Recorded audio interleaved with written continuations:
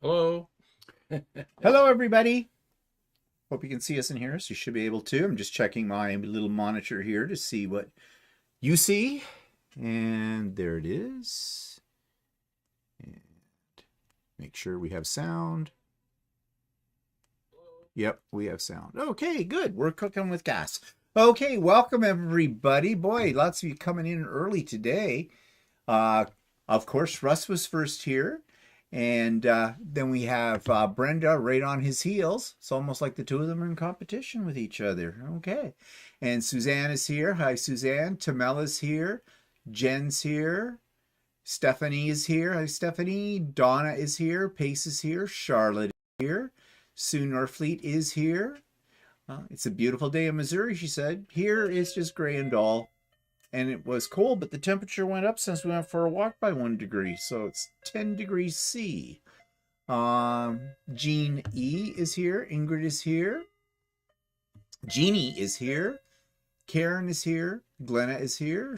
Charlotte said, okay, I think I said hello, Charlotte. Yes, I did. And Judy's here. So everybody's coming in, and a few more probably there. Thank you, Jeannie. Beautiful shirt. We will talk about it in a minute. Jackie's here from Phoenix. Melissa is here. And Patsy from Mississippi. And Josie is here as well. So everybody's coming in. And I'm going to sneeze. I've been sneezing all day and I don't know why. No, maybe I'm not. Okay, Landa is here as well. Pat says, really like your shirt, Stephen. Great job. Thank you, Patsy. And Cheryl Mulder is here. They're having good weather for sewing today, she says.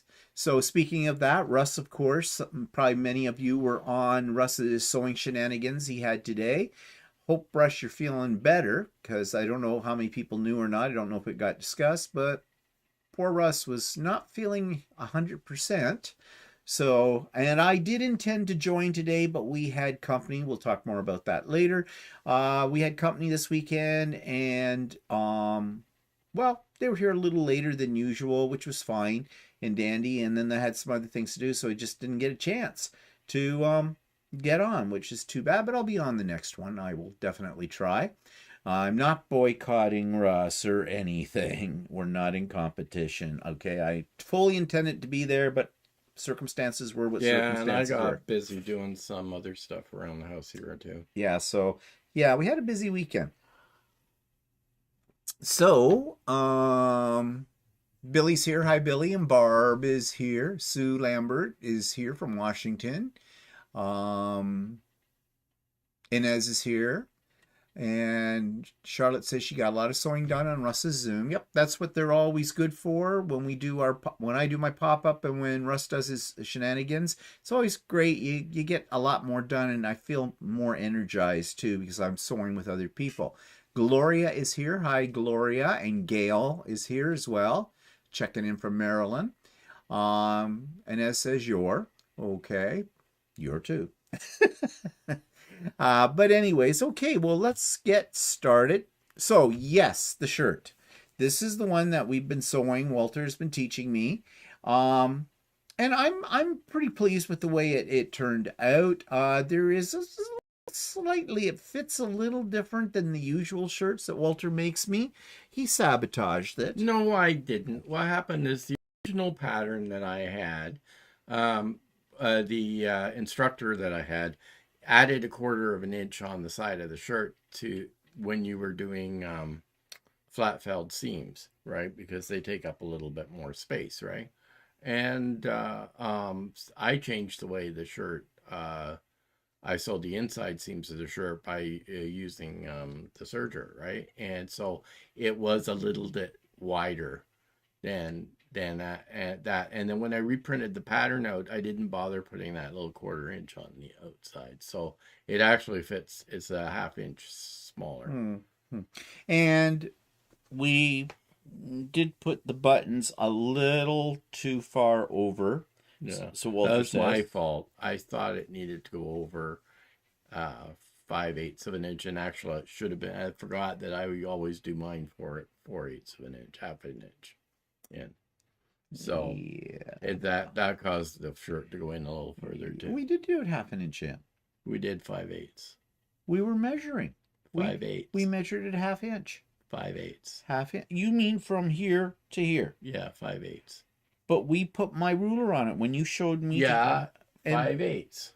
we put it at the 1/2 inch mark. No, we didn't. I used the 1/2 inch on the ruler. No, you didn't. Yeah, I did. You did not. I did so. I watched you doing it. And it No. wasn't 5/8. It was the 1/2 inch because there's one that line, No. that solid line down on the side of it's a 1/2 inch. Yeah. No, it's not. It is.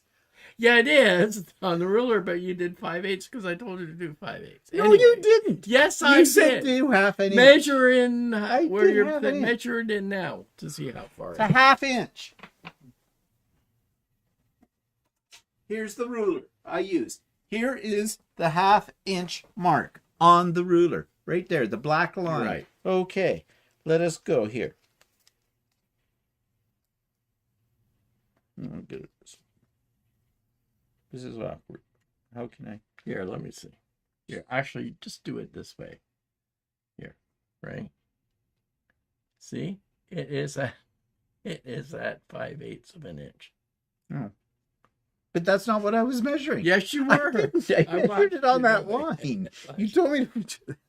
It didn't. I don't know. I think you just bloody well sabotaged me because you didn't want my shirt to come out as good as your shirt's come out. French. Okay. I'm not sure what I never remember what a French seam is.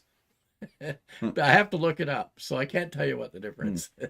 Jeannie says, let's look at the tape replay. Did we tape that part? Did we record that? We did. Well, I think I will review it later again because I know what I did. I didn't put it at 5/8 because you know why? Because I hate dealing with anything that's 1/8 of an inch. Flat felled seams are you sew your seams together, but overhang them by 1/8 of an inch, or actually 1/4 of an inch, right?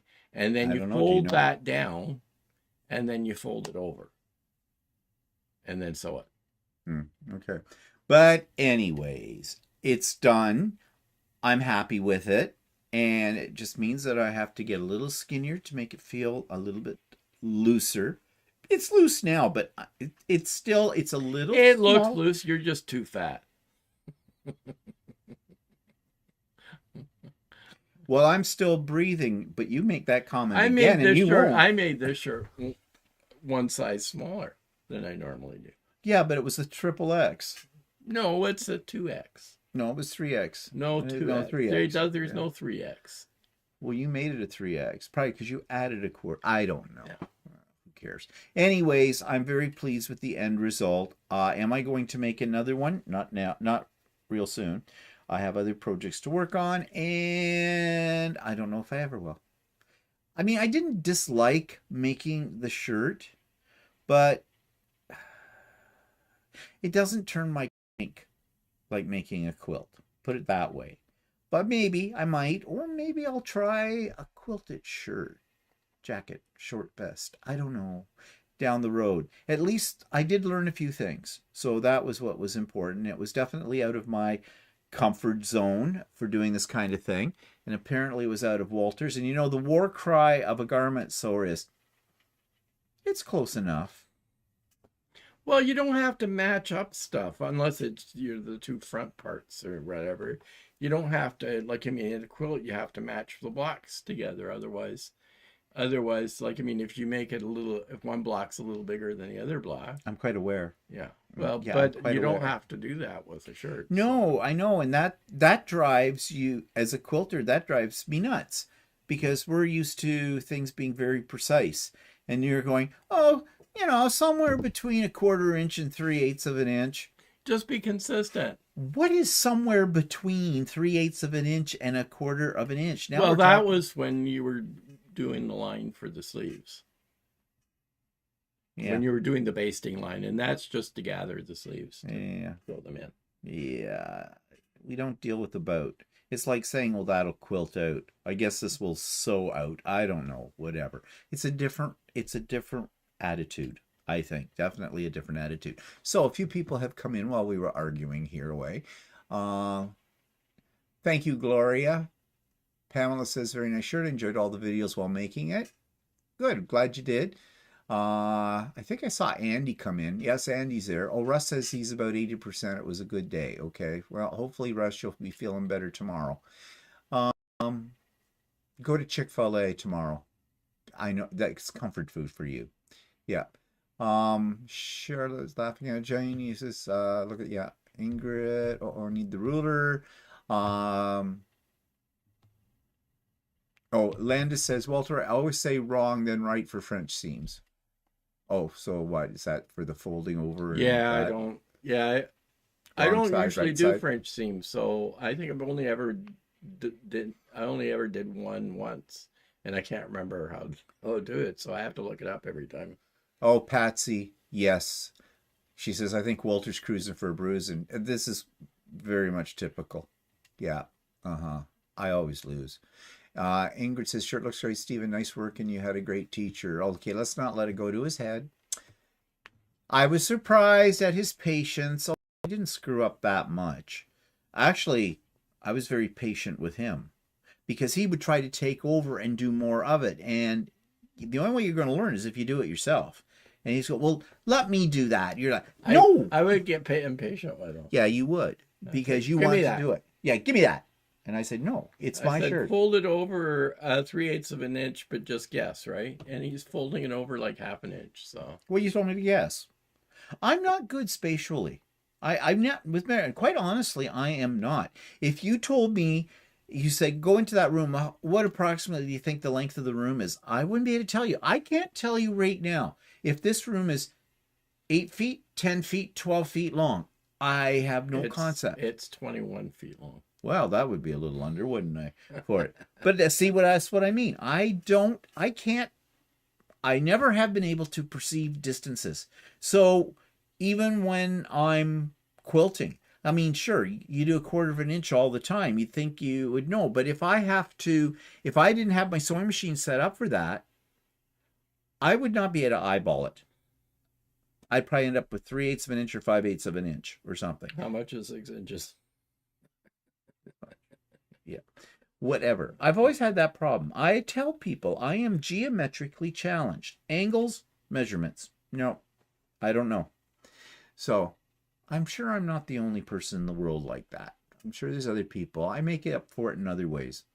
Let's see. Josie says, Walter, I'm taking a garment sewing class and can't get my quilter's brain to think differently. I know exactly what you mean, Josie. It's a little thing. You wouldn't think it's that difficult, but we are trained. We've got ourselves trained for precision. And then you hit making the garment, and it's where you have more of an allowance, like more of a leeway to where you don't have that leeway when you're making quilts. So I imagine if somebody comes to quilting from years and years of garment sewing, it must be when they first get into it somewhat difficult, I would think. I don't know. Maybe somebody there can tell me. Joy is here. Billy says, peppermint chocolate chip, yummy. Oh, what's that? Oh, Russ says, oh, Chick-fil-A tomorrow. The peppermint chocolate chip milkshake returns tomorrow. I don't know if we have that. We'll probably have it here. They might. Well, we don't have biscuits. No, we don't have But biscuits. they don't have brekkie here at the Chick-fil-A. No. I know, Russ. Shocker. But I think it opens at like 10 o'clock in the morning or 11 o'clock or something like that. Yes, when Russ first found out that Chick-fil-A here in Canada does not have brekkie or biscuits, I thought he was going to have an aneurysm over it. That's impossible, he told us. Well, guess what? It's not. That's the way it is. And it's too bad that they're closed on Sundays. Because that's usually the day I think about getting. Yeah, that's the thing. So, yeah. Now, are they, Rush, you can answer this question. Is Chick-fil-A open on American Thanksgiving in the States? And interesting, will it be closed here on American Thanksgiving? There was that discussion the other. Well, that was with like Stephanie. Yeah, and Russ was there. And Russ, oh yeah, that's right. It was on Stephanie's Live and that.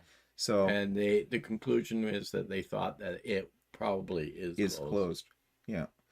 But anyway, so peppermint chocolate chip sounds good though. Yeah, I love their milkshakes. They make damn best milkshakes of any place I ever got a milkshake from. I can tell you that. I shouldn't drink them, but if we go to if we go to Chick-fil-A and we get the Cobb salad, love the Cobb salad with the spicy chicken strips. And then you get the milkshake. But I get the milkshake. It just has to happen that way. Sorry, that's just the way it's got to go. So needless to say, we don't do it very often. Wild Rose is here. Hi, Wild Rose. And Mona is here. Pace says loves the shirt. Colleen's here. Hi, Colleen. A busy day today, but it started well with good company this morning. Thank you. I guess Colleen must have been at Russ's shenanigans. So Russ, how many people were at your shenanigans today? Josie says, fancy meeting you here. Oh, Pace says, Walter, long from start to finish does it take you to make a shirt? Also, Walter, how did you get into making garments and shirts? Okay, so how long? I have no idea. Picture it. I have never measured how long, but it will take me at least a day. Okay, but here's the thing. He doesn't usually, unless he's really in a mood or he's at like one of his in-person sew days with his sewing bunch, he's not working at it constantly. No, if I did it with my sewing bunch, usually I get hung up on the sleeves, but because the sleeves would always had a hard time getting them in. But now that I've got my new method, which is actually an old method, I probably could do it in a day. But that's if I've previously have it cut out, because cutting it out takes a little while. It takes you about an hour or so to cut it out, and then you gotta interface the stuff. Then you gotta.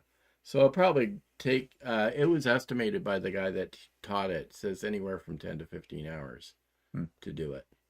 He thought.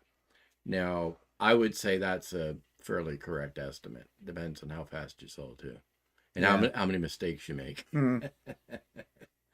Yeah, there was one mistake we made, and it was a bitch to pull the stitches out. What was that? Was that on the collar? Yes. Yeah. I got too close to the there point. Was an overhang. Yeah, well, it wouldn't have come out pointy enough. It would have been blunted, so we had to pull. No, it wasn't that. It was you oversewed this part, so it was hanging out. Oh, okay. Yeah. Well, I so know. Anyway, so yeah, and what was the other question? He said start to finish. And how did I get into garment shirts? Well, I have always wanted to make a shirt for a long time. And then there was a guy that we know that we got him interested in. We talked to him about sewing and told him where to buy a machine. And then he always wanted to make garments. So he really intensely got into making garments. And after about 8 or 9 months after he started making garments, he took a bunch of classes and stuff. And then a bunch of women that he knew said, well, teach us how to make a man's shirt, right? We'd like to know how to make a man's shirt so we can make it for our husbands, right? And so then he decided to run a class to show them how to make a shirt. And I got into that class because I was asked if I wanted to join the class. So I said, sure, let's do that. And that was 2 weeks before COVID started. And so we went to, I went to 2 classes in person, and then we stopped for a month because COVID hit. And then he said, well, how about if I teach you on Zoom? So he taught us how to finish the shirt on Zoom. And then after that, because COVID kept going on, we ended up making a whole bunch of other different clothes, like jackets and line jackets and pants and shorts and everything else. And we did it all on Zoom. And that's how I got into it. But I've actually ended up I haven't made a lot of other stuff like pants or anything.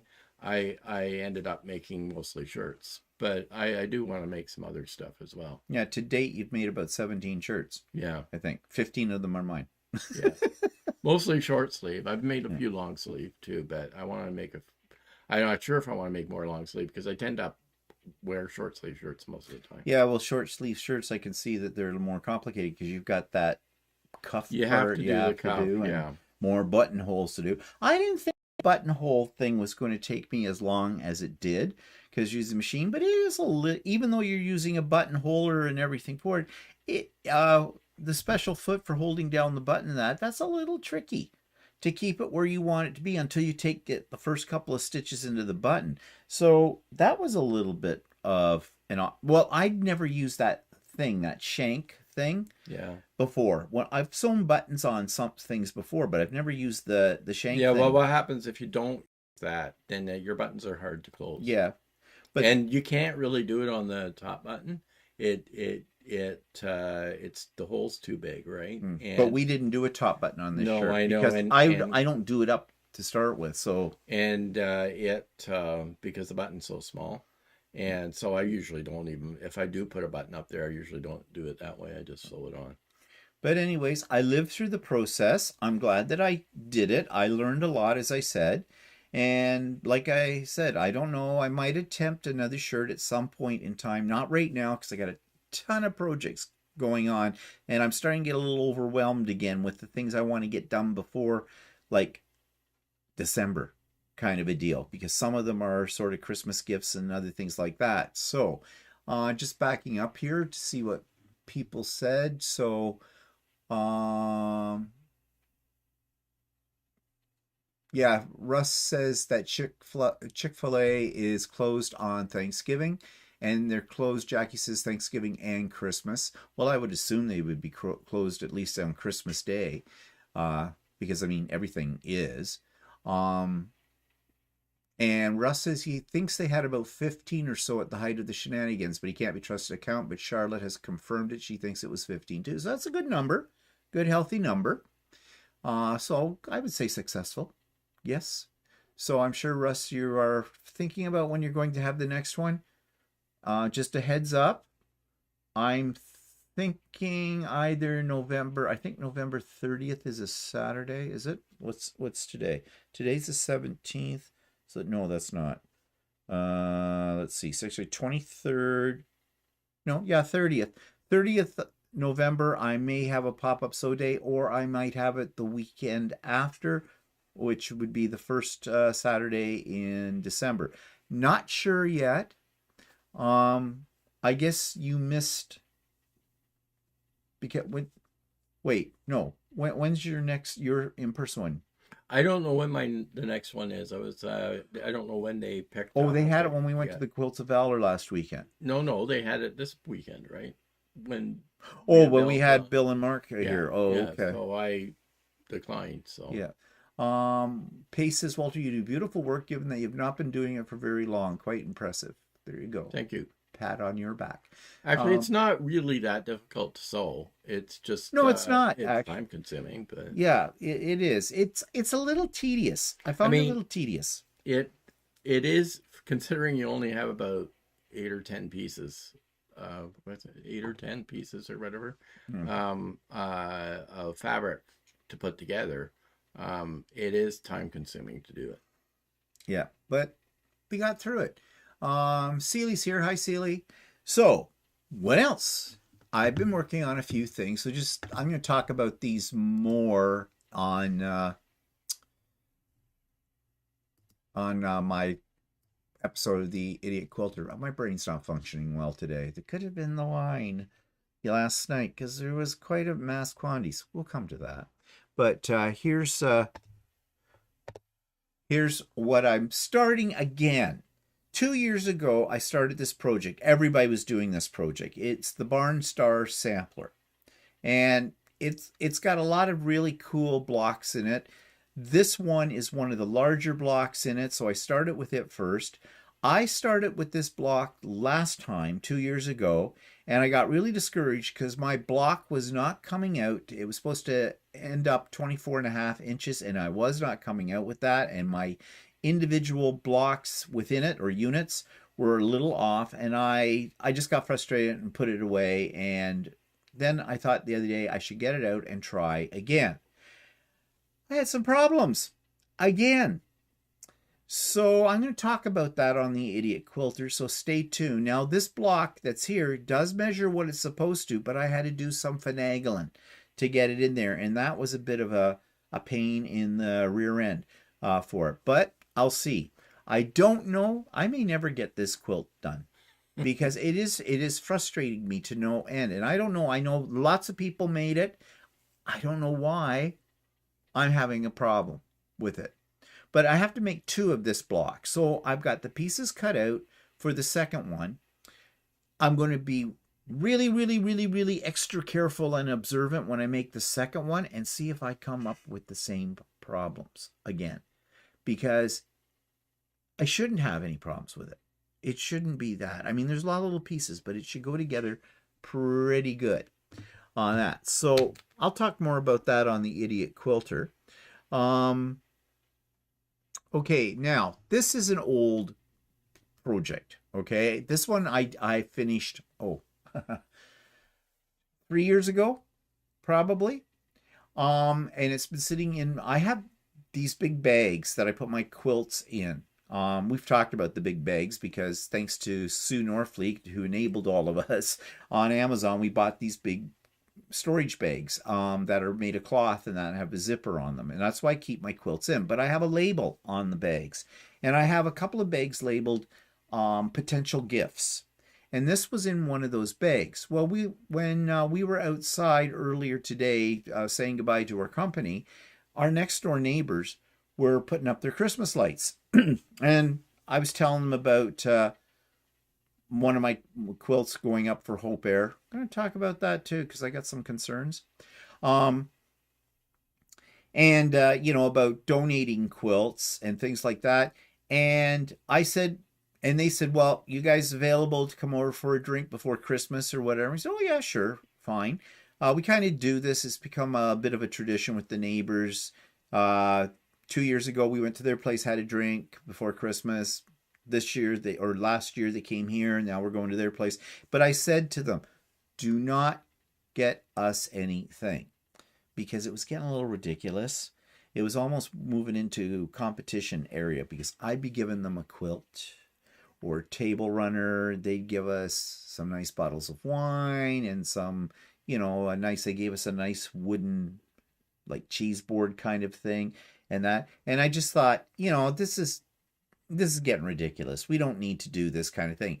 I don't mind giving them a quilt or a table runner because I said to them before, if you ever want a quilt or a table runner or something like that you think I can make or may have, just ask. I said, they're piling up and I have no problem giving you one. And I mean, when I say give, I mean give. I'm not going to charge them for it or anything like that. Well, the husband said, Rick is his name. He said, they're doing another auction at the Community Senior Citizens Group. And I donated a quilt last year to that for a fundraiser. They sold tickets on it. And he says, I just didn't want to ask. And I said, not a problem. I said, I'll give you a quilt. I said, I'll pick one out and I'll bring it over to you in the next hour. So I did a look through. And Walter saw some of the ones I had laid out, and we decided this one is one that I'm going to give to them. I really like this quilt. I like quilts that have houses on them for sure. This quilt, though, was before I had Lucy. And if you look at the quilting on it, I did all the quilting using, it's sort of a combination of walking foot and ruler foot quilting on my domestic sewing machine. It's not perfect. Not like it would be if I put it on Lucy and did it, with the computerized program. But I think it kind of suits the look of the houses and stuff like that.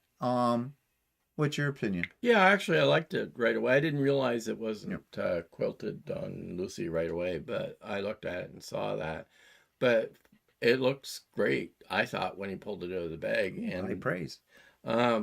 Also, the other ones that you had were smaller, right? Yeah. This one's a substantial size. Yeah, this one's not quite a queen, but yeah.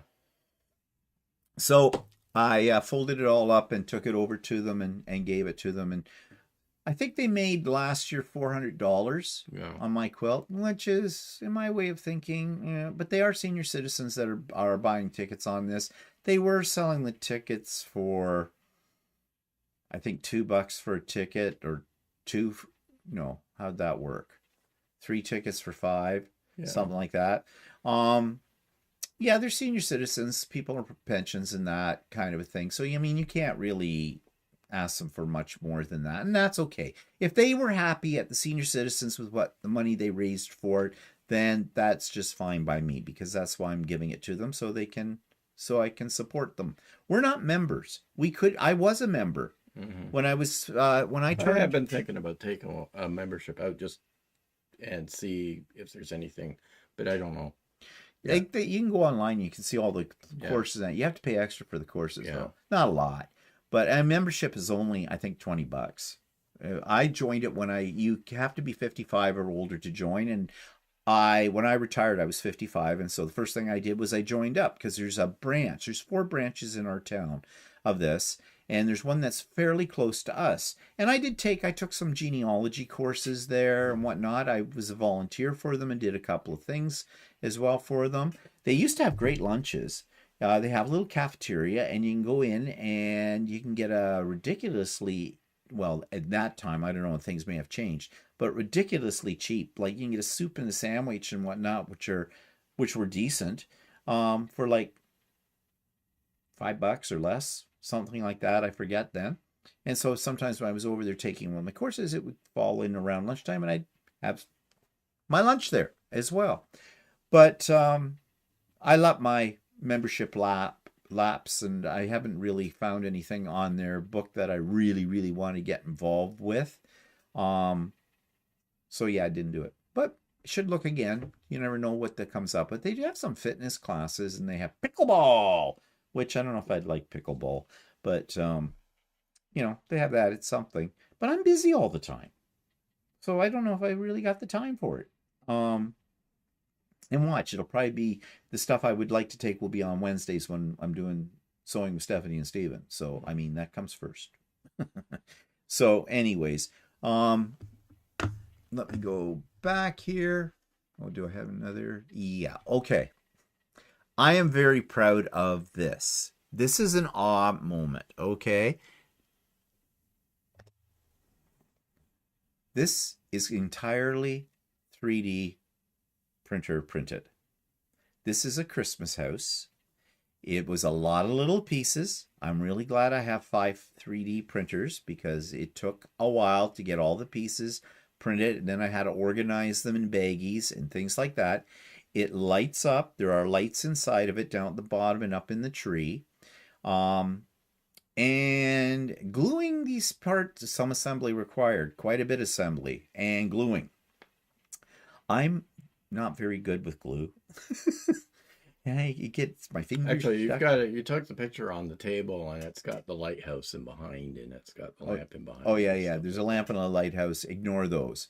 They're not part of it. I did have it on a little electric revolving turntable, and Walter didn't like that. So anyways, there it is. I'm really pleased with it. This was I took a chance. I saw a video. Some lady who does a lot of 3D printing, she had found this one particular designer of a whole bunch. He designs all kinds of different houses, and she was putting together his haunted mansion house. And when I saw it, I thought, oh wow, that is so cool. You pay for these. These are not freebies, but they're not that bad price. The price for this was $15 Canadian for the Plus, five. you have to use all different colors of. Yes. Well, I kind of cheated, because I have the filament that is 2 or 3 tone.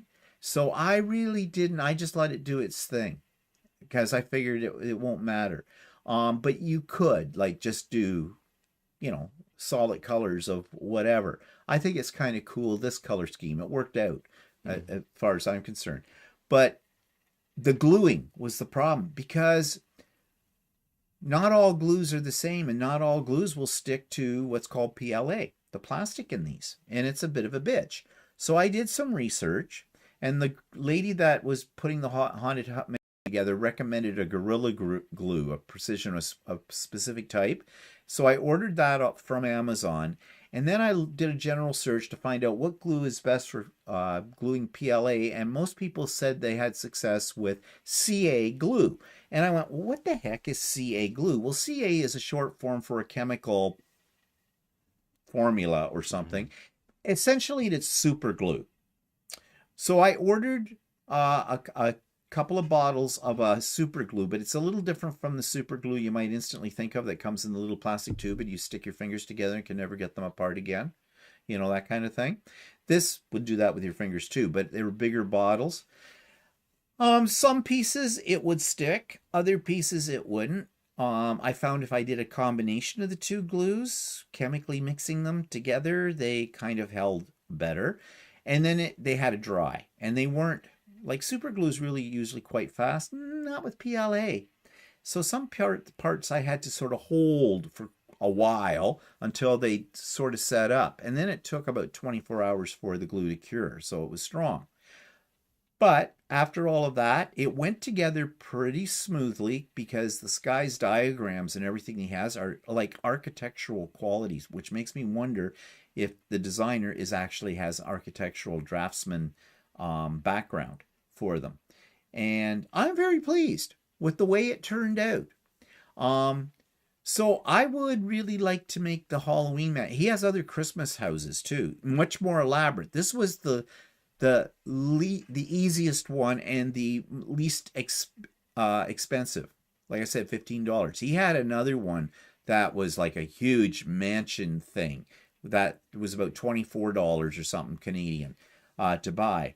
And now that I've done one, I really know my printers can handle this. I only had one little oopsie, and I don't know why, but it wasn't anything major. In fact, I couldn't even tell you what well, I know where the oopsie is now, but it's not an oopsie that you would even know because it just means there's one little piece missing, part of a snowbank, and you really don't miss it. So that was pretty good, I thought. So I'm really pleased with that, and I think it's going to be sitting on this table or possibly another spot. I'm not putting it away. When Christmas is over, it's going to still be around because I really like it. Okay, let's get back here so we can see what's happening, what's going on. Let's back it up. Oh, some more people have come in. We need to say hello to them. Russ Debbie, said, yeah, Russ went back. He said that Chick-fil-A was closed on Thanksgiving. yeah, we already said that. Did we? Okay. Were you in the room? Yeah, no, I don't know. You know, well, we'll come to that. Oh yeah, forget it. Yeah. Yeah. All right. Okay. Let's see. I said, Debbie Horton is here. Hi, Debbie. And Pace says, well, I love the block, Stephen. Nancy says, hi, everyone. I'm watching in TV in phone. Does that give you double points? I think the preposition you want is on. I'm watching on TV and on I don't know. my phone. Does that give you double points? Yeah. Who knows? No double points, but that's okay. I get the drift. Shirley's here. Hi, Shirley. Kim is here. Hi, Kim. Oh, wait. Kim, what are you doing in Tantalon? Oh, it's Tantalon, Nova Scotia. Okay. I didn't realize that. Yeah, okay. I was thinking you were someplace else in the world, but and you're in the East Coast. Love the block. Sue's here. I love the house quilt. Our nice weather. I don't know what nice weather do we have. Where are you at? No. Barb's talking to Shirley about the weather out there out west. And it's what's it doing out west? So currently in Calgary it's 10 degrees C according to Barb. Oh. Well, 10 degrees C here. Yeah. Shirley says had our craft sale yesterday, had a great turnout. It can snow now. Okay. Melissa's here. Hi, Melissa. Yeah, it is an amazing house. I have to say it's the biggest and most complicated build I have ever done with my 3D printers. Colleen says 3D house is gorgeous. Okay, Judy says would model airplane glue work? There isn't, I didn't see any indication of that anywhere in my search. But when you do model kits, that glue, that's a plastic. Of course, not all plastics are the same, but that's an idea. The only thing is you're going to get as high as a kite. And that may not be a bad thing. Except when you finally come back down to earth. Do they still make it with stuff that were I don't know. things like that? I have no idea. The kids used to sniff it all the time. Yeah, I sucked at making models as a kid. I had some airplane kits and car kits and things like that, and I would, like I said, I stuck the pieces to anything but themselves, to each other. They Where were would stuck you buy on me. that stuff? Hobby store. Hmm. Michael, I wonder if Michael sells. I don't know. Yeah, maybe. That's a good question. I don't know. Do kids make models anymore? I don't know. I don't know. They all have 3D printers.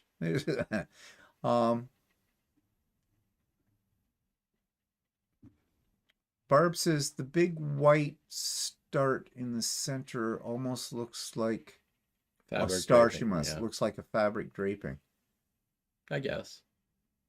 The star in the center. You know, we've got a star in the center. Oh, are we talking about the house? The house, yeah. Oh, okay.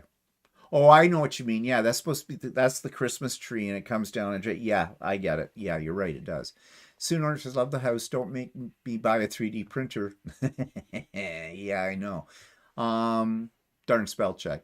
Nancy says, cool. And Jesus, I think they still make it. Haven't built a model in a while. Yeah. Yeah, that might be an idea. I may have to look. I'll look on Amazon and see if they sell like model glue. I don't know if it'll work, but it's worth a try to see. Okay, so anyways, that's what I've been up to. Walter's been busy putting my shirt, help me with my shirt. Did you make anything else? No. No. So you're not working on anything else? Presently, no. Okay. I don't think I want to do another shirt. I have some bags, Christmas bags that I need to put together from last year, actually. They're half done, so I have to just sew them together. And then I want to do some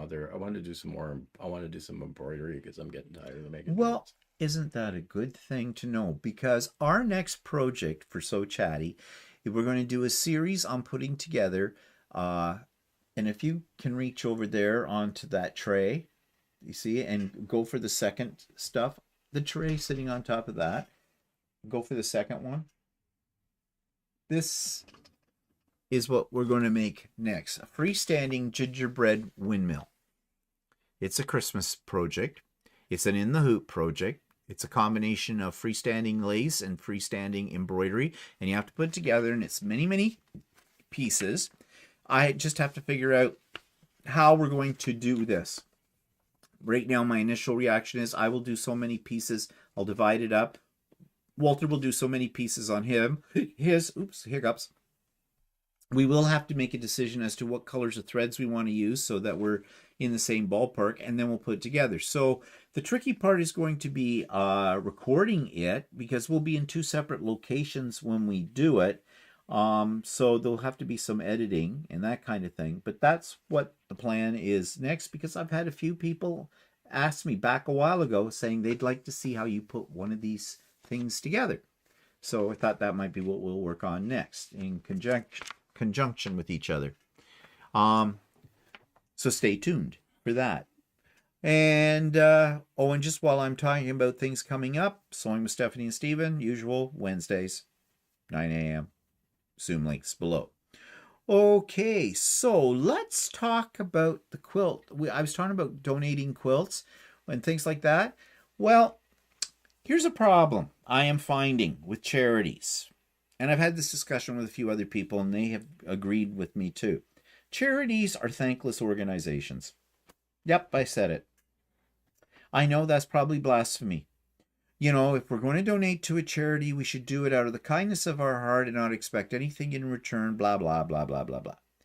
Well, I got news for you. As far as I'm concerned, I just expect something in return. I don't expect money. I don't expect anything. I expect just a simple thank you note. Email would work. But no, they don't do that at all. They're very happy to take your quilts or anything else you want to donate to them, but they're not very happy to thank you for it. They're selfless bastards. Selfish bastard, sorry. Selfless. Um, Point in case. I've donated quilts to Project Linus. First of all, getting a hold of them are hard. Oh, yeah. And getting a call back or finding out how you arranged to do it. That was difficult with Project Linus. Finally got a hold of the lady for this area for Project Linus, and it was like a drug deal going down. I had to meet her at 12 noon at her house in the driveway. She'd meet me there on her lunch break from work, and I hand off the quilts. And it was like it was all clandestine. I have donated about 8 quilts to Project Linus to date, and I don't think I'm going to donate any more because they never acknowledge that you did this at all. Like, they don't say thank you at all. That's all I want. All I want is an email that said, thank you for your donation. We really appreciate it. Bang. That's it. Don't need anything else. Don't need a plaque. Don't need a cat money, anything like that. Just give me a thank you. Donated quilts to a homeless shelter that's being established in the town next door to us. Went in. Pretty much the same thing. Except they, and I didn't really think about it at the time, oh, these are really too beautiful to give to these people. Did my quilts go to the homeless, or did the staff take them home?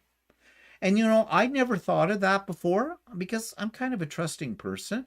I just assumed that this is where, but somebody was telling me, they knew of where, like, for example, we had this discussion on the weekend, and one of our friends that was here said that someone told him that they used to work in a donation center for some organization, kind of like a Value Village or whatever.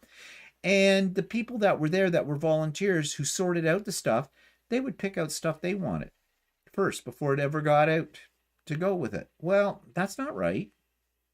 And it wasn't like they were paying for it. They were taking it home for themselves. So that makes you think a little bit too. The women's shelter in our city. I made arrangements to drop off quilts there. I rang the doorbell, and this lady came to the door, made sure the door was shut behind her. She looked like she was ready. If we tried anything at least suspicious, she would cut us, shoot us, hit us over the head with a baseball bat. I get it. The women that are in this shelter have been abused by men. We're men. But, sweetie, I'm a man with quilts in my arms. How much of a threat is that? I wasn't coming into their shelter. I wasn't trying to get in there. I understand security and everything like that. That's fine. I didn't need to. But she looks at the quilts. I hand them off to her. And she just looks at me and goes, okay. And then she goes and shuts the door. Did I get a thank you note email from the organization? Nope. Not a thing. So guess what, battered ladies? You're not getting anything more from me. I'm sorry. Same with the homeless shelter. No more. Not happening. Project Linus, you're screwed. No more to you either. So who does that leave? Well, I've already talked about senior citizens. The senior citizens, we actually get a thank you for that. And I find out how much they raised with it and everything like that. So that's okay. Hope Air. Okay, for any of you that may have bought a ticket on my quilt, and the link is in the show notes below, thank you. But I noticed something. On the main page for Hope Air, their website, there is no mention whatsoever about the raffle for the quilt. Nothing, anywhere. I went through all of their menu items, didn't find a thing. Also, Glenn of Glenn's Cooking and that's who I contacted first, and he's very involved with them.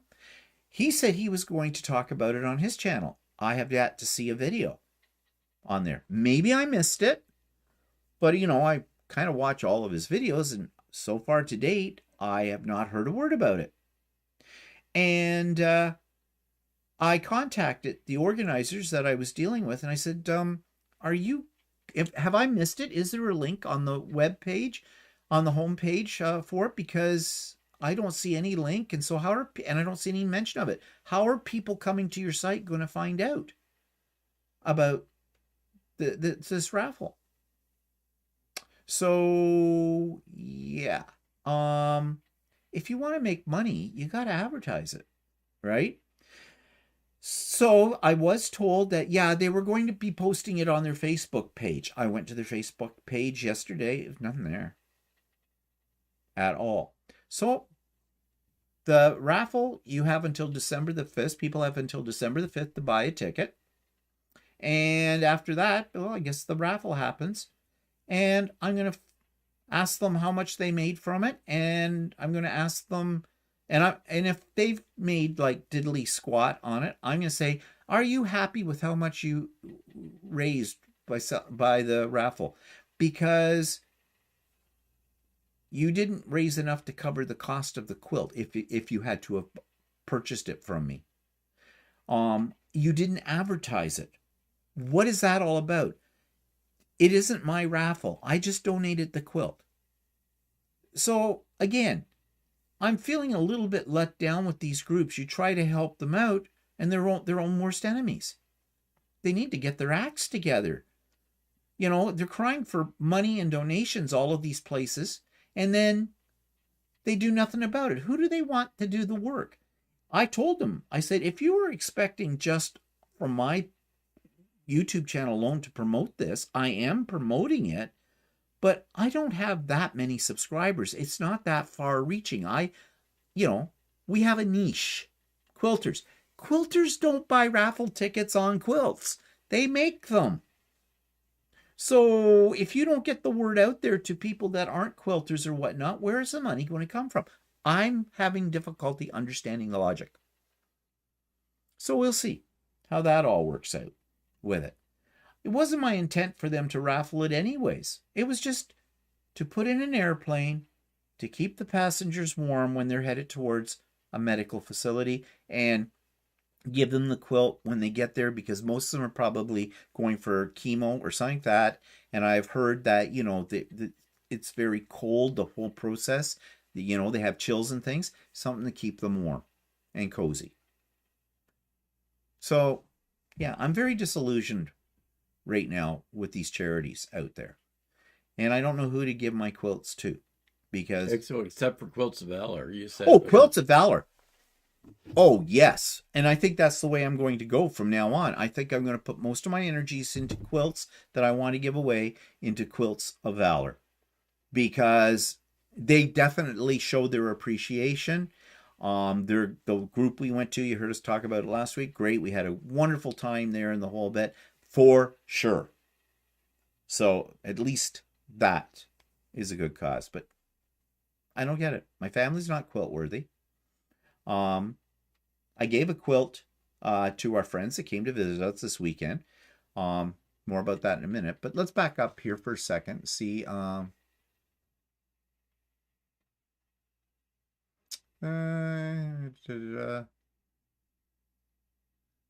Oh, Jen says kids still make models in the States and the glue's kept locked up. Yeah, snorting.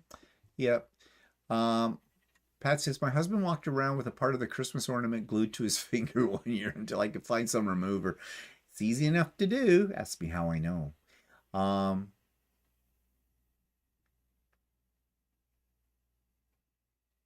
Going down. Yeah, Barb, exactly. How hard is it to say thank you? Maybe it's a sign of our times. The niceties that we were brought up as with kids, always thank people for this, that, or the other thing. It seems like, no, that's passé. Like volunteering for an organization. Oh, yeah. Yeah, we've had our fair share of that when you volunteer to do something for an organization and you get tramped on. They just treat you like you're free help, and they can make you do any dirty job they want. And any of the jobs that they don't want to do. Yeah. They should at least recognize, Joy says, you did with a thank you. Oh, no, on the second place, what the heck? Oh, no, on the second place, what the heck?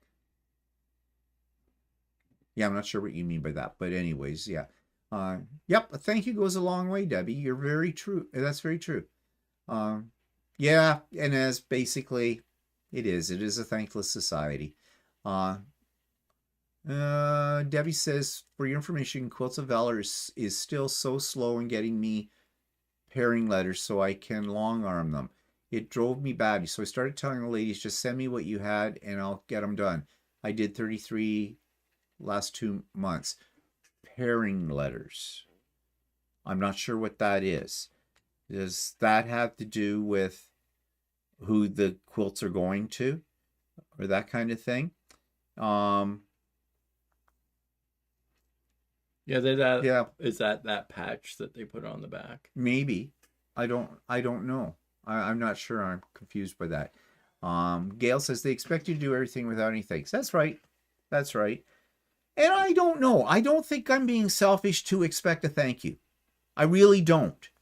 So whatever. I'm still looking for other places that maybe I can get at least a thank you. Maybe what I should do is say, hi, I'd love to donate a quilt to your society to do with whatever you want to do. I do expect a thank you. Can you accommodate? That would throw them off. They send you a pairing letter to get them long arm. Lingered. Long arm. Long arm. They send you a pairing letter to get them long armed. I still don't know what that means. I mean, I know what you're talking about, long arming them. Yes, I know there are volunteers who do. Yeah, but what's the purpose of a pairing letter? What's a pairing letter? What is a pairing letter? We've never heard of that term whatsoever. So, yeah, that's why we're asking, because I don't know what that is at all, and I'm curious. Curious, want to know. Okay, so disappointed with Hope Air. We'll see how this all turns out. And I will let you know. For sure. They will pair you up with someone who has quilts to be done. Oh, okay. All right, I see. Oh, okay. So you're not getting paired up very quickly, and so you're sort of left in like limbo land. Yeah. Okay. I get what you're talking about. Yeah. I don't know if this particular branch that's a problem or not because I don't do any long arming for them. I thought about doing it, but I'm still a little iffy about doing somebody else's quilt, even a charity quilt, in case Lucy and I have words and I screw up on Lucy or Lucy screws up on me, whichever. Well, it's never Lucy's fault. She doesn't admit to that. It just takes some. Yeah, I could see that because even the quilt that Steve got presented, it took them a year and a half before it got presented with it. But in the meantime, it was being shown at everything Quilts of Valour went to talk about their organization. They put up quilts, and I guess mine was one of the ones that was up there. So that's not. I find that flattering. They thought they'd probably take the one that you made that was too small for them. And I thought of that. Yeah. Because if you remember, I told you I donated 2 more quilts, but one of the quilts was a little under the size that is their minimum requirements. And I said to the lady that was taking in, this one's a little smaller. And she looked at it and she says, oh no, we'll take that. That was the one with the Parliament buildings on it and everything.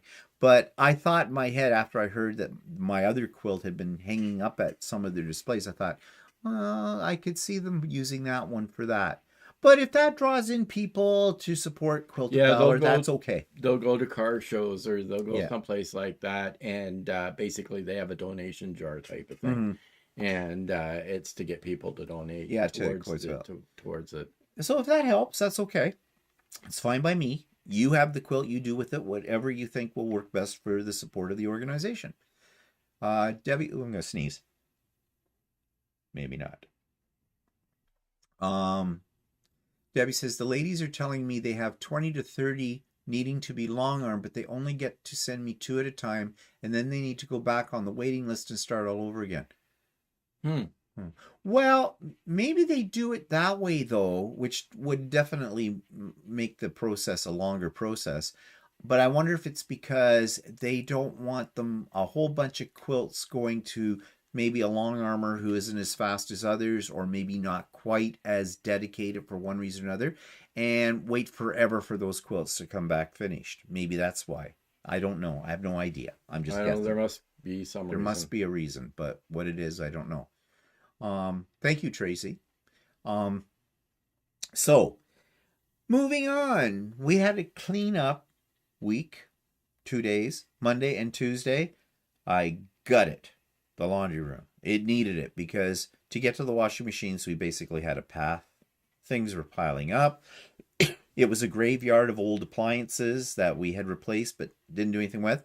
Old computers, old DVDs, whole bunch of project boxes full of paper crafting things that I don't do anymore. Old computers. I said that. Where were you? Are you in the same dimension or No, what? I don't know. Are you in an alternative universe? Like, hello, Yeah, Earth to Walter. Well, when you're talking, I'm thinking about other things. So. No, what you really meant was as soon as I open my mouth, you tune out. La-di-da, la-di-da. Yeah, like this week. That's what I normally do when you're talking to me. Do I look like a woman? That's a trick men pull on women all the time. So, fine. Married life. Really? Yeah, we got rid of 2 carloads of stuff to Value Village. I hate donating to Value Village once I found out that they're owned by a major corporation and they're making money for the corporation and they put up their prices. And so people who are on fixed incomes or don't have much money and they need some essentials and things like that can't even afford to buy them at Value Village. But here's the problem. There is no other place to donate them to out here. And there was a Marketplace report. A Marketplace is a program on Canadian television, CBC. It's a consumers affairs kind of show business. And they said those drop boxes, you see on some streets and that where you can just drop all the stuff in. Well, there's organized thief gangs that go and dig out the stuff in those boxes and they sell it all on the black market and that kind of thing. It never gets to the charity with that. So that's not so good. And then some of the other ones are very, very picky about what you take in. So you end up getting half your stuff rejected because they don't want to take it. So, and we don't take junk. We don't take broken things. No. The stuff we take work and are clean and everything like that. I wouldn't take something that's a piece of junk. I mean, some people may do that. I can see that being a problem, but we don't do it. So where does that leave you? I don't want to put it in landfill, but it's got to go somewhere. Yeah, I went to get rid of a chest of drawers, which actually was an older piece of furniture that was actually solid wood, and to charity, and they said, "Well, we got to see it first before we'll take it." Yeah. Right. So you have to haul your chest of drawers over to them, and then they decide whether they're going to take it or not. Yeah. Which is, and that's a bit of a deterrent for some people. Well, first of all, some older than that, it may be very difficult, or they've had to arrange to have somebody with a truck or something come to their house, get it, take it over, and whatnot. And if they get rejected, well, you might have a pissed off truck driver or whatever because wasted their time. So, yeah, just like, again, this all goes back to this whole charity idea. Charity is just a word, apparently. The concept of charity is not what you think it would be with this. But anyways, we got the laundry room cleaned out, took carloads of stuff over to Value Village, and we took a lot of stuff to the dump. And we took the computers to the dump. They have a section of the dump for old computers, but we ripped out the hard drives in them. And although I had wiped the hard drives, you don't really ever truly wipe out a hard drive. If anybody that's got some knowledge in this, they can recover a lot of the data you might have on there. And if you've got personal stuff or bank accounts or stuff like that, you don't want that. So Walter took it upon himself to try to destroy the hard drives. Not as easy as you might think. I said, well, people talk about drilling holes through the platters in the hard drive inside. And Walter did that, but we found out that apparently that's not necessarily a foolproof plan for... Well, you have to be able to hit the platters, and the platters will shatter. So, and basically they're dust right now. So yeah, well, Walter spent a great deal of time making sure they were dust with it. He was out there pounding and drilling and whatnot, but yeah, no one's getting any data off of those things. That's for sure. So that we got rid of those as well. I am very happy with the end result. I found stuff though that I'd forgotten that we'd put there from years ago. So now the laundry room is very nice and organized and everything there. And God help anybody who doesn't put things back where they belong. Yes, I'm talking about you. So yeah, that was a busy 2 days with that. So we had friends this weekend. That's why we couldn't get on to Russ's shenanigans, because I thought we would, because well, we drank quite a bit. And so one of our house guests, one of them doesn't drink at all. The other one did. Excessively, actually. Actually, it was a lot. I drink a lot too. I was fine, but he wasn't so fine. He was a little tired this morning. I think he got up and he went into the bathroom at one point, and I didn't hear anything. And I thought, is he still alive? Maybe we should check on him to make sure he's not dead on it. I don't want him dying on my guest bed. Mess up the sheets. But no, the other half said, oh no, he's gone back to bed. And I said, well, he said, I'll wake him up. I said, no, let him sleep. We're not on any kind of tight schedule here. So basically brekkie was brunch from that. And anyways, but it's always good to see them, because we've known them almost as long as we've been together. So over 40 years, probably our longest friendship we have ever had. And we only see them about twice a year. We get together about every 6 months. Yeah, because they're constantly going on vacation somewhere or another, or they're going to visit other people and live in other countries. Yes, they go down to Mexico for. They have a couple of friends that have moved to Mexico, and they go down there for a month and stuff like that. And yeah, and they're going on Mexico, obviously. And they're going on a lot of cruises, as well. They've been doing that in the last few years regularly. So, we have to book in advance anytime. And then our schedule too, But it's always fun. We laugh a lot when they're here. Obviously, we drink a lot too. And yeah, it was great to see them.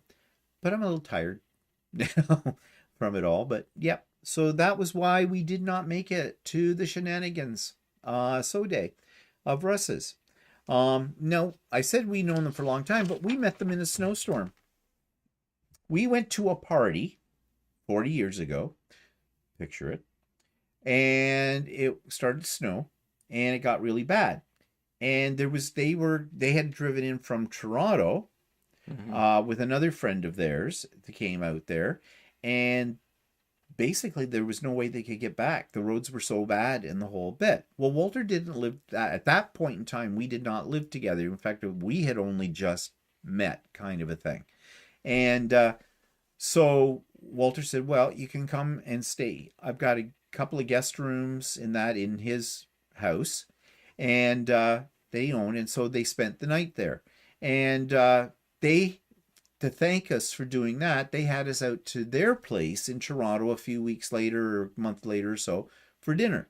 And that just sort of became more of a tradition. So we started to go back and forth. But like I say, we only see each other maybe twice a year, 6 months apart usually.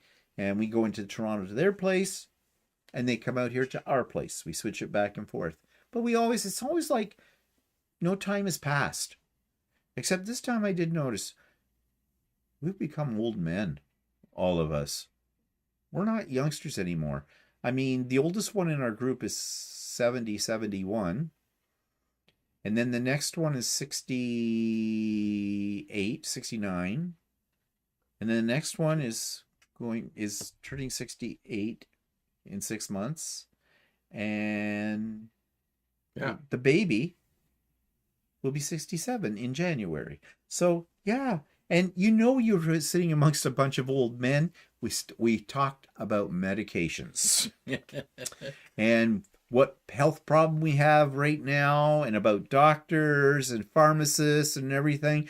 I thought I'd never come to that point in my life where that became the center of attention, but apparently it is. Yeah, real stimulating conversation with that. What foods we can eat, what we can't eat now. It's kind of sad. I said, well, we're all getting ready for the nursing home, aren't we? We're having soft food tonight. So for those who don't have teeth. but whatever. But it was good to see them. We had a good time, and that's all that matters. I did give them a quilt. The one half of them, he loves Victorian antiques, and he loves vintage style looking things. And if you remember, Stephanie ran a sew along with the Underground Railroad quilt back a few months ago, and I did that quilt, and I did it in sort of 1930ish like styles of fabrics, kind of in more the browns, the tans, those kind of things that you associate with, older quilt type patterns.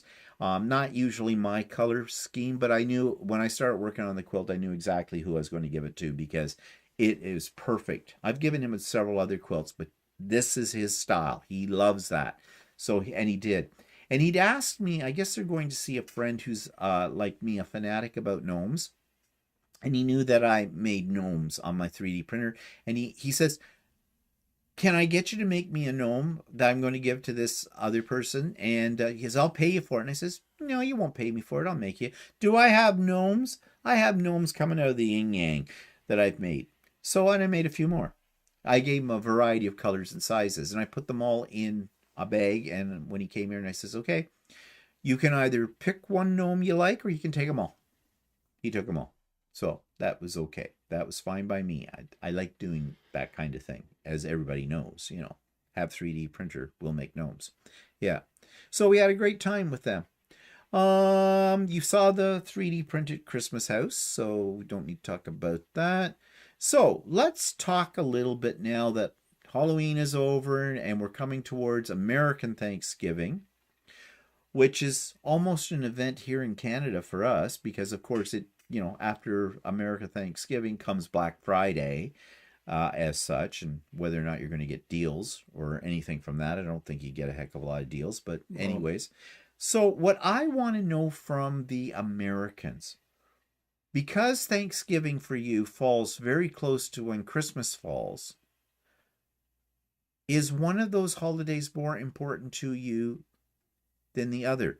I hear a lot of emphasis seems to be put on Thanksgiving in the United States, more so than it is here for us, which comes much earlier, comes in the first part of October for us. And it seems that that's a biggie, a really biggie for Americans. So what I want to know is Thanksgiving a more significant kind of holiday than Christmas for you, or are they the same, or what? Because I don't know. So what do you do? Is Thanksgiving sort of more the traditional, the family gets together, you have big dinners, all that kind of stuff, or do you do it all over again at Christmas time? Inquiring minds want to know. For us, as I said, Thanksgiving isn't really all that big. I mean, yeah, you get the Monday off, so it's a long weekend. Yeah, you may get together with family or friends. You may or may not do a turkey dinner. It depends. Some people go for ham or whatever, or nothing at all. Chick-fil-A or something like that. And Christmas is more, I think, is a bigger one for us as Canadians. That's really when more of the family get together and you do all that stuff. Those of you that have connections to churches or religious groups, you do the church thing as well and all of that. So I don't know. What is it for you guys? Let's see. Backing it up. Colleen says she donated 3 quilted items to a local group. Raffle was started, staff changed, and I never got a response from my several emails about the outcome. Yeah, that's horrible. Really. Tracy says, do you have consignment shops in Canada? Yes, mostly for clothing. Yeah, and I just, if it's stuff that I want to get rid of, I just want to get rid of it. I don't want to have to I don't want consignment stuff. Yeah. Judy and says, usually the stuff that I give out is even my clothes. Well, my clothes. I don't buy really expensive clothes, so I don't think consignment shops would have anything that they would sell on my stuff anyway. So Judy says, check with the churches in your area. We have a few that have thrift shops. Somebody else suggested that, and I kind of forgot about that Yeah, idea. actually, there is. I saw that there was a church in our area that took stuff, and I looked up their website and they said, "Sorry, we're not taking anything right now." And then last time I was like trying to get rid of some clothes and stuff, and then there was another place that Saint Vincent, Vincent de St. Paul's or Paul. whatever, and they've got a charity place, and they said before you donate anything, send us a message to see if we're taking stuff, right? So I sent them a message and they never sent me a reply. Yeah. So what's that all about? And somebody suggested to me quite a while ago, like over a year ago, check with the local fire departments and the police stations because they take stuff. I never got an answer. No. I sent to them. I never got any kind of answer. Well, we're talking more like getting rid of our stuff from the oh well, yeah, I was yeah, talking yeah. about quilts, Yeah, but okay, yeah, but okay, yeah. but yeah, stuff. Yeah. So I mean, I have looked into other alternatives. There's a couple other charities here that take stuff, but like I said, sometimes they're picky about what they take. So This should not be a real horrendous task for you as a giver. Okay, it should be pretty easy. You want things, we'll give you things. But it's becoming extremely complicated for some reason. I don't know what that reason is behind it. Inez says, put your drawers in the shed, Walter. One day down the road, you'll say, wish I had those dusty drawers.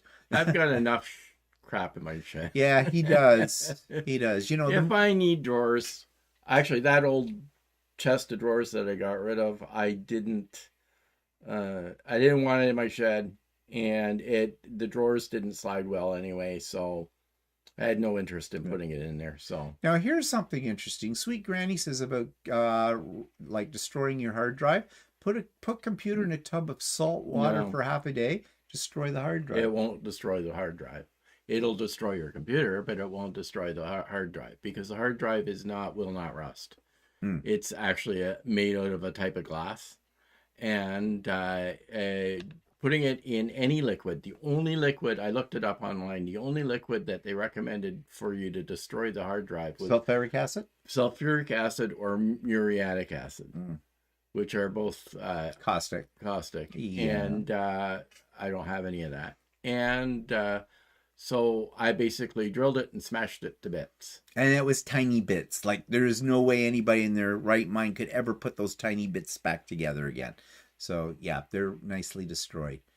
You can go to commercial things and they shred them. They'll shred you can take it, but they recommend that you don't just drop it off and let them shred it because you witness it. You have to witness it because again, people can be dishonest and they we're going to destroy that, and the employees are there. Some of them, take your hard drive home, plug it in, and try to glean information from it. You can't trust anybody anymore, it seems, which is a sad state of affairs, really. Tracy says, our grown married, Stephanie said, for my family, Thanksgiving is bigger. Yeah, but why? Why is that more significant? Tracy says, our grown married children alternate spending those holidays with parents or in-laws. Both are fun family time here. Oh, I see. So, 1 year it's the in-laws on Thanksgiving and it's the outlaws on Christmas, and then vice versa. I could see people doing that. Pat says, I hate that Thanksgiving and Christmas are so close to each other for us. We have traditional Thanksgiving with turkey and dressing with family and do the same with Christmas, no gift exchange, etc. Yeah, I can see that being a bit of because they do kind of fall on the heels of each other. And that might be, in certain circumstances, might be a bit much. Karen says you can donate clothes to nursing homes if the patients are in need there. The nursing home my mom was in, they wouldn't take clothes. Yeah, the one my mother was in. They might be able. They might take it at a men's shelter or something like that, or some. But I don't know of any in our area. There's lots in Toronto. Yeah. But another problem with nursing homes is if it comes to a quilt. Now they will take used cash. Oh yeah, yeah, yeah. They will take a quilt too. But here's what happens. The quilt goes in, it's on somebody's bed, the cleaning staff come in, strip the beds, take the quilt, boil it.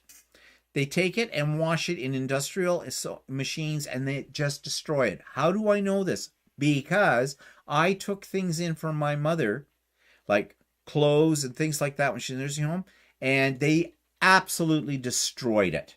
They put the setting on boil and they use lye, I swear. Yeah, or if it's a nice quilt or something like that, they steal it. They steal it. Because we had nursing one. home staff will We steal had it. one that was stolen. Like when my sister took in a really nice crocheted blanket that my mother had made to the nursing home, and she didn't put a label on it, and next thing you know, it went for a walk. So I don't know what happened to it. My mother had a quilt that her mother had made that I took into her. I had it labeled with sewn in labels with my mother's name and everything on it. I even told the staff there that quilt does not get washed. It stays here with my mother. I come in to see my mother all the time. If I feel that the quilt is at the point where it needs to be tended to for cleaned, I will look after the cleaning. That quilt went missing. And I went to them and I said, look, I'm not happy. This quilt was one that my mother's mother had made. It had her name and everything on your official labels sewn into it. I gave your staff instructions that that quilt was not to leave the room and was not to be washed, that I would look after it. Where's the quilt? Oh, well, we'll have to look into that. And I said, please do and get back to me because I will be bothering you about this for quite a while. And I did. And they still, they're so apologetic. We don't know where. It might have, maybe one of the residents, they sometimes come into each other's room and take things and stuff like that. No. I know what happened to it. One of the cleaning staff in there decided they liked it and they took it. So yeah, I will not donate a quilt to a nursing home ever again. Which is too bad for the people that are in there. But what's the point? They're not going to get to use it because it's either going to be destroyed in the washer or it's going to be stolen. So, yeah. So that's a problem. Dubrovka's here. She says, hello, Stephen Walter. Time to say hi after company left. Okay. Betty is here. Hi, Betty. Carol's here. It takes a lot of volunteers to properly operate charity, thrift stores, etc. After COVID, the number of volunteers dropped significantly since many volunteers were older folks. Yeah, I get that. I get that too. But like the place that I said I was going to drop stuff off or whatever, they said they needed stuff, but then they said basically before you bring stuff over, send us an email and let us know what you have, right? So I sent them an email, but they never replied. So, then don't put that on your website. If you don't. Really. If you don't have anybody to answer the email, then don't have that on your website. Don't have it on your website. Yeah, exactly. And they didn't have a phone number you can call. No. So. No, I'm very disillusioned with charities in general from it all. They want stuff, but they don't want to make it easy for you to get things to them. And when you do get things to them, you get the shaft. So, yeah. Pamela says, some nursing home staff barely know how to take care of themselves. Sorry this happened. I understand totally. I worked in a nursing home for 10 years. Sad place. Yeah, well, okay, this is going to sound bad, but a lot of the staff in nursing homes, at least here in our area, are people who have come from other non-Canadian places. It's questionable what their training is. And so, yeah. I mean, it only takes one rotten one in the group, right? A lot of people that worked in like the Steve's nursing home were nice people. Oh, yeah, they were nice. They very liked. Yep. But then you get one rotten apple that in the place that decides to take stuff. Like there was one nurse, there was a nurse that was let go in the nursing home that my mom was in, and it was because she was thieving things. Yeah. Jen says you might want to try whoever handles foster care and donate quilts to foster families. So that would be Children's Aid here for us. And Yeah. it's a possibility. Mm-hmm. That is. I hadn't really thought about that. You know, I hesitate now because I've been burned so many times, and I'm just thinking, Children Aid Society do not have, and foster care do not have really great reputations. But actually, we weren't talking about quilts. What we were talking about, when we were Well, cleaning out our laundry room and we had Yeah, it wasn't stuff quilts. and it wasn't It quilts. was like appliances Yeah. and stuff that we don't use anymore. We'd replace, but they still worked, and they weren't all gunged over or anything like that. Because, like I said, I'm not going to give to a charity something that I wouldn't want to use. It was just that we were done with it or replaced it with a better model for Yeah. us or something like that. So they were taking up space in our laundry room. Yeah, and we needed the space. And now that we have more space, we'll just fill it with more stuff. Probably, because that's the way it goes. I said to Walter, we need to have the principle. I hear people talk about this. For everything that comes in, something goes out. If a new one thing comes into your home, you have to get rid of something else out. Yeah, easier said than done. So if I get a new boyfriend, then I can get rid of you. See what I put up with? I'm sure your fan club are cheering right now on that. Oh, Walter, he's so witty. I'm poisoning your food tonight. Yes. Okay. So back to the question. So about Christmas and Thanksgiving. Stephanie gave her information about how she does it. So what about the rest of you? And when you celebrate Christmas, for example, are you big gift givers? Do you go into Hawk to afford it? I saw a thing on the news about, they said that people were going to be, I don't know, there was conflicting information. They said this should be a really good retail season for the shops after COVID and everything. And then another report turned around and says people are going to probably be much more cautious with their dollars they're spending for Christmas gifts. So which is it? I don't know. Dubrava says, just save them for yourself when you go into the nursing home. Yeah, true. There you go. I bring in 100 quilts. Yeah, probably in 2 days they'd be gone when they're. But yeah. So anyways, we don't buy a lot of things for Christmas because we don't have a lot of people to give things to. Plus, when we're going away. And plus, we're going away because on Christmas Day we start our journey down to Georgia for Stephanie's retreat. We've gone through different stages with giving gifts to each other over the years. There's been some years where we gave stuff and everything. It was a pain in the butt because I had to figure out what to buy each other because we're not easy to buy for. And I'm easy. Buy me fabric. And Walter already has. The bastard. It was an impulse buy. Yeah, and I went into his sewing room, and the computer was on, and I'm looking, wait, why are you buying that fabric? They're from Quilting Cupboard. What's that? Why are you buying? He goes, never mind. And I went, oh, you bought it for me. And then it came. It arrived. I haven't seen it yet. It's all wrapped up. And I said, now I got to get you something. He said, no, you don't. Yeah, I do. But I don't know what to get him. I'm picking my brain here. What do you get him? And the other reason Walter isn't easy to buy for a gift, because if you get him the wrong thing or whatever, he kind of lets you know. He's not a gracious receiver of gifts. Well, you buy me that. Oh, I don't need one of those. Fine. I thought I was getting you something that you wanted, that you would do. Okay, fine. So, well, get your new boyfriend then. What the hell? Put a big bow on him and here you go. Do whatever. So, yeah, I don't know what to get him now. Don't give me anything. I can't do that. Why not? Because you got me stuff. Okay, well, then I'll just keep it all myself and then, Fine. You know what I want the most at Christmas time every year?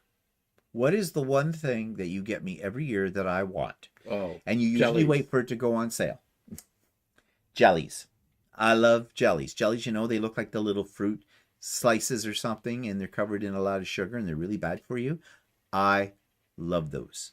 And he usually waits because Shoppers Drug Mart will sometimes put them on sale, and then he buys me like about 4 boxes of them. Or I go to Canadian Tire. Or Canadian Tire, yeah, to get candy or whatever.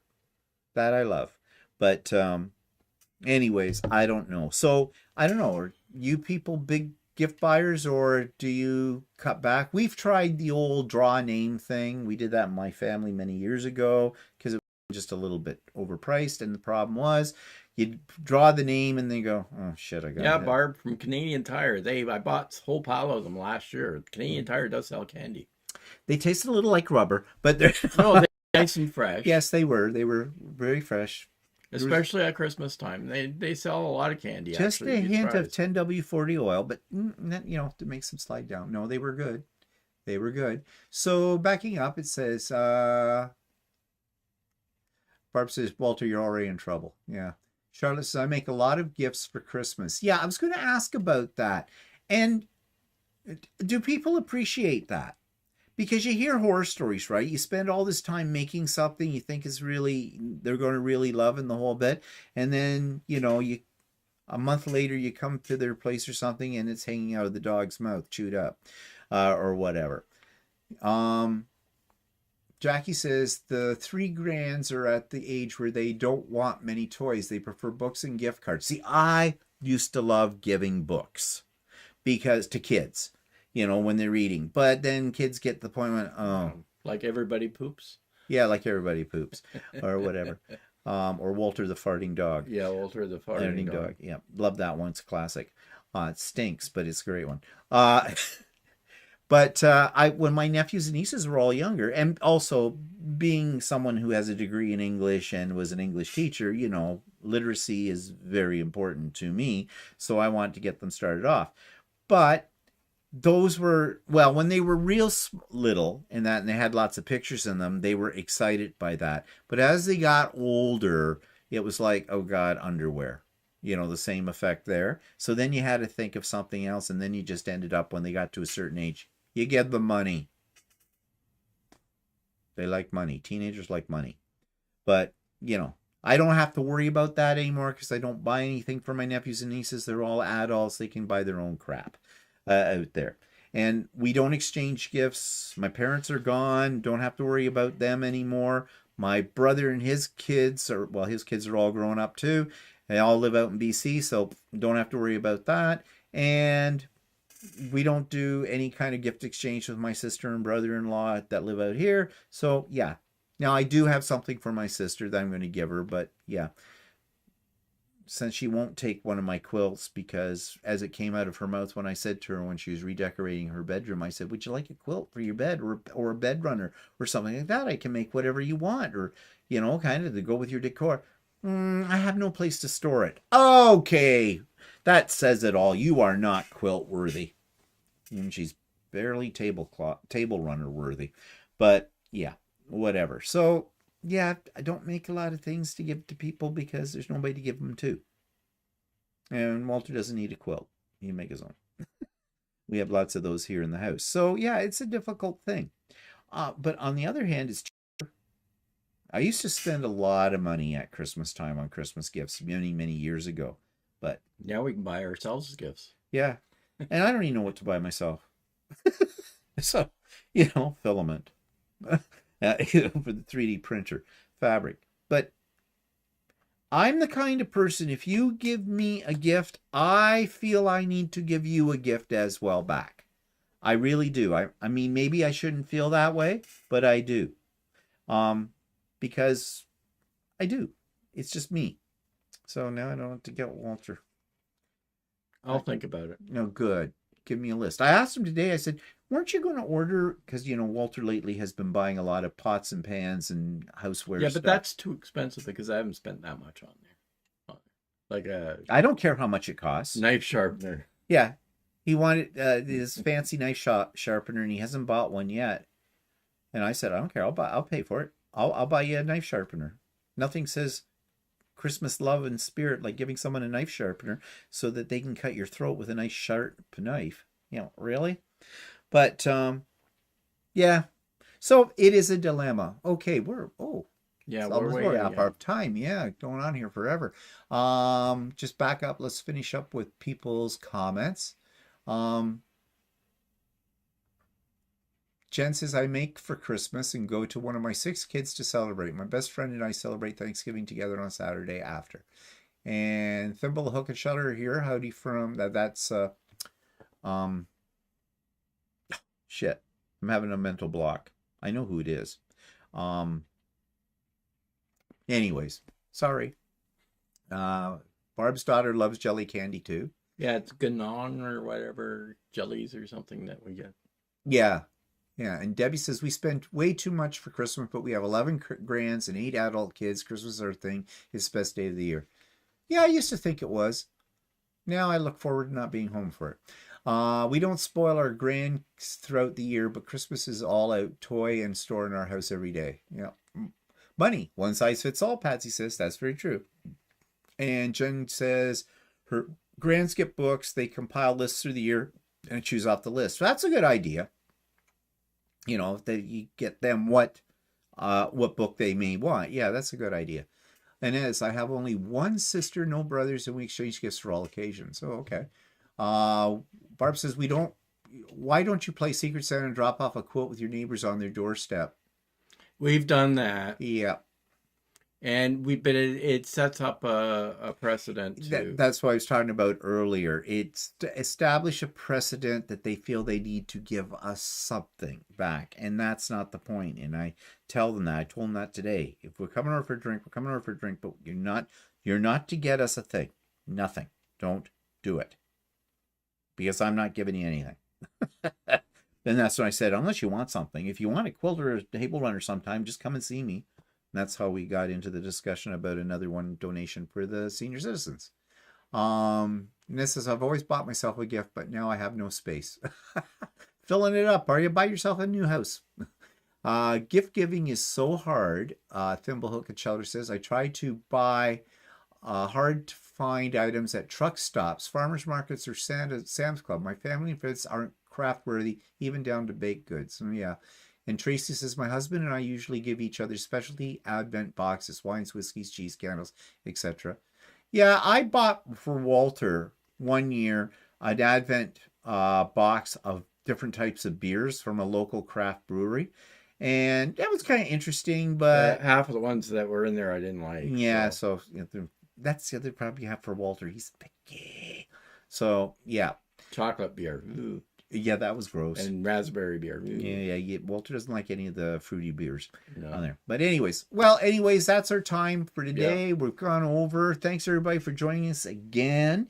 Next week, my vlog on Monday. Idiot Quilter on Tuesday.